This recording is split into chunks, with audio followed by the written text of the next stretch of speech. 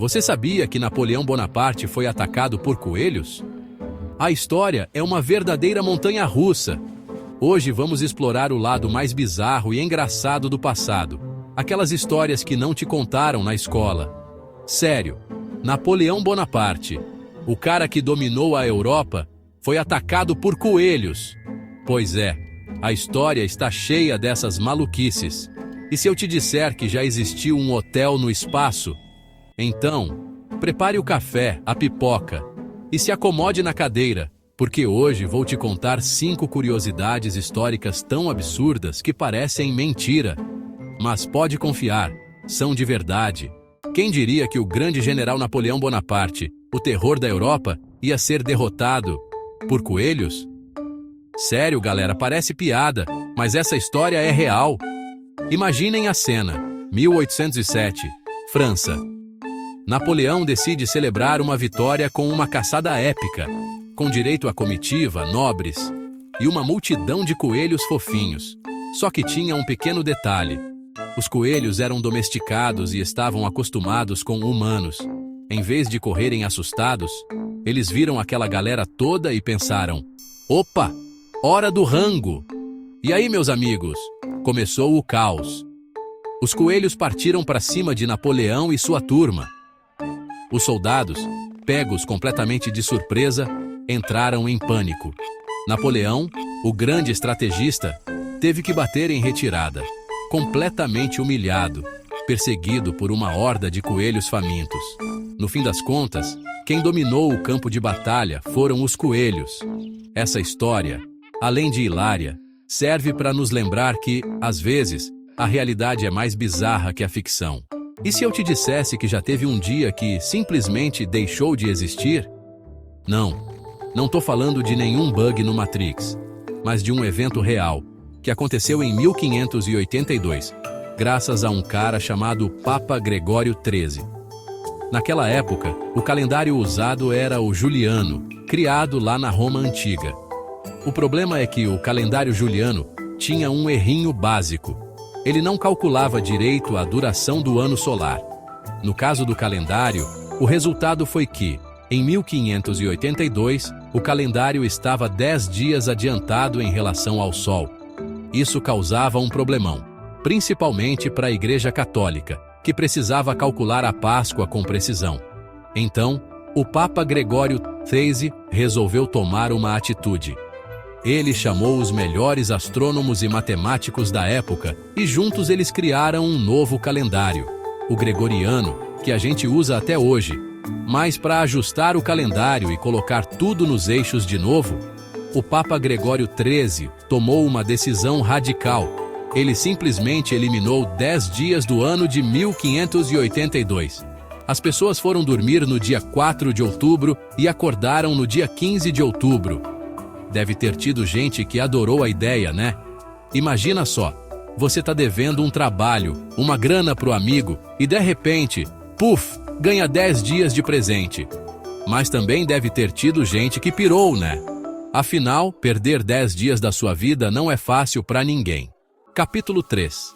Quem nunca sonhou em viajar pro espaço, né? Sentir a gravidade zero, ver a Terra de longe, tirar aquela selfie épica com a galáxia ao fundo. E se eu te disser que, nos anos 70, a União Soviética quase transformou esse sonho em realidade, com a Salyut 1, a primeira estação espacial do mundo? Mas calma lá que a história não é bem o que parece. A Salyut 1 era, na teoria, um hotel espacial. Ela tinha tudo para ser um sucesso espaço para acomodar os cosmonautas. Comida, água, um sistema de suporte de vida. Só que, na prática, a coisa era bem diferente. Para começar, as condições de vida dentro da Salyut 1 eram, digamos, um pouco claustrofóbicas. A estação espacial era pequena, apertada, e os astronautas tinham que dividir o pouco espaço que tinham com equipamentos científicos, suprimentos e, claro, o cheiro peculiar de meia suada. Para piorar, a Salyut 1 tinha alguns probleminhas técnicos. Imagina só, você tá lá, flutuando no espaço, quando de repente o sistema de oxigênio começa a dar pane. Ou então, a privada espacial resolve entrar em greve. No fim das contas, a Salyut 1 ficou conhecida como o hotel espacial que ninguém queria visitar. A primeira tripulação, depois de passar 23 dias a bordo da estação, morreu durante a reentrada na atmosfera. Apesar do fracasso inicial, a Salyut 1 abriu caminho para outras estações espaciais, como a Skylab americana e a Mir russa, que com o tempo foram aprimoradas e se tornaram mais habitáveis. Capítulo 4. E aí, galera que curte história? Já ouviram falar daquela guerra que durou menos que um jogo do Corinthians e Palmeiras? A Guerra Anglo-Zanzibari, a guerra mais curta da história. Em 1896, Zanzibar, um arquipélago na costa da África Oriental. Zanzibar era um protetorado britânico. O sultão Khalid bin Bargash queria mais autonomia. Em 25 de agosto de 1896, declarou guerra contra o Império Britânico. Os britânicos tinham navios de guerra ultramodernos. A batalha começou às 9h02 e acabou às 9h40. 38 minutos depois, 500 baixas de Zanzibar e um britânico ferido. A Guerra Anglo-Zanzibari, a guerra mais curta de todos os tempos. Capítulo 5. Você aí. Isso mesmo. Você que já reclamou daquela multa de trânsito, prepare-se para conhecer a história da primeira lista de multas da humanidade. Acredite se quiser, mas a mania de multar é mais antiga do que você imagina.